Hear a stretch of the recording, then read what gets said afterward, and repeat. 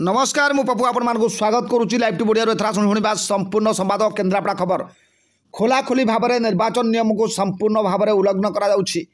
Pink booth रे जुआड़े भी देखिले माଳ लोकों भिड़ जमी ड्यूटी थाई नथिला परी लगुंट पुलिस बंधु मैंने धाड़ी में न छाड़ी दल दल लोकों अबाध प्रवेश कराउछंती पकेट्रे हाथ पुराई बंधुक धरी बेस नीरव दस्ता साजी बुलुथुवा पुलिस बंधु दुई जन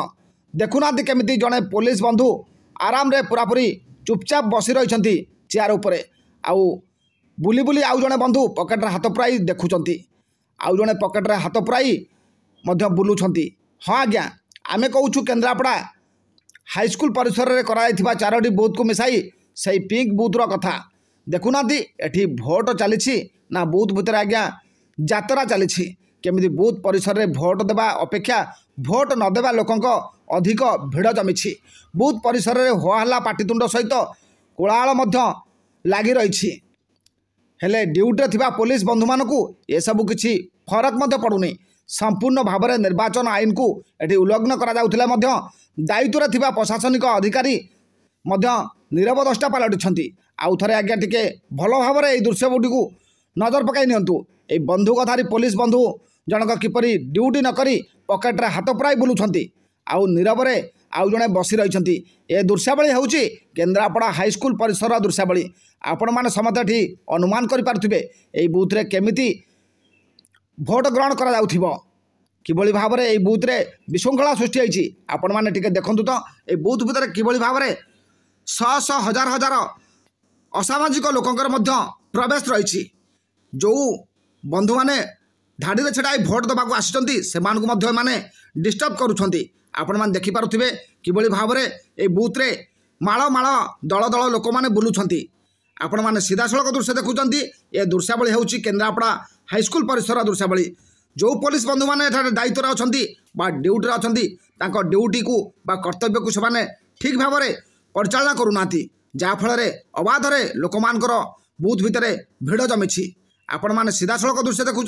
ये दृश्यावली हूँ केन्द्रापड़ा हाईस्कल परिसर दृश्य किभली भाव में अबाध लोक मैंने प्रवेश करी भोट देवाक आसीथिबा लोक मानकु दिगभ्रष्ट कराउछंती एवं विशृंखला सृष्टि करुछंती।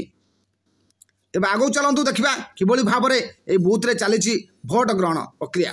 केन्द्रापड़ारू बीरो रिपोर्ट लाइव टीवी ओडिया। नमस्कार।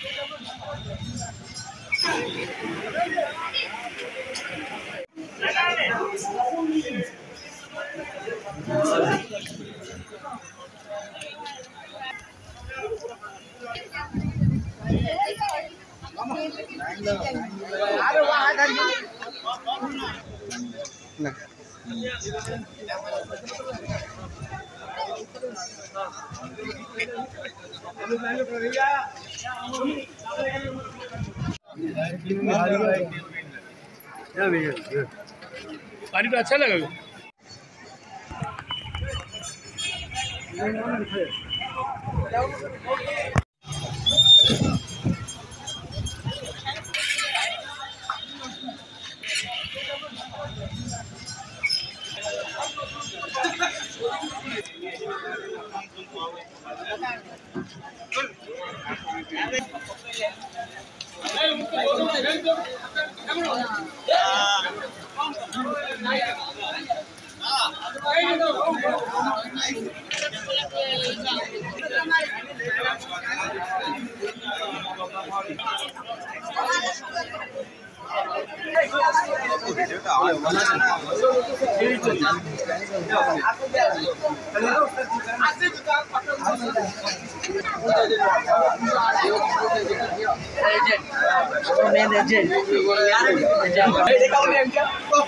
Good agent.